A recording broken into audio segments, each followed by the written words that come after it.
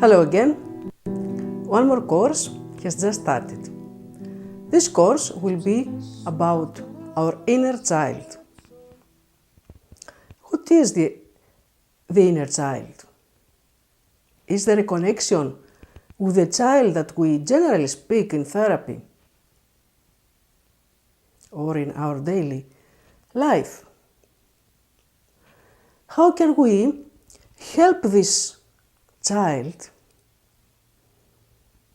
to be with us again, which means to be reconnected with it again in our life, now that we are adults?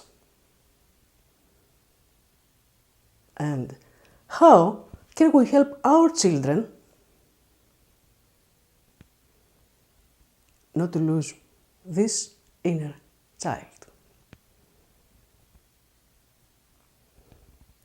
My name is Anastasia Makradzi, and I will be with you in this course where we will try with very simple steps and tasks to be reconnected, to find ways with which we'll be able to be again connected with our inner child. See you in the course. Άλλους μακρινούς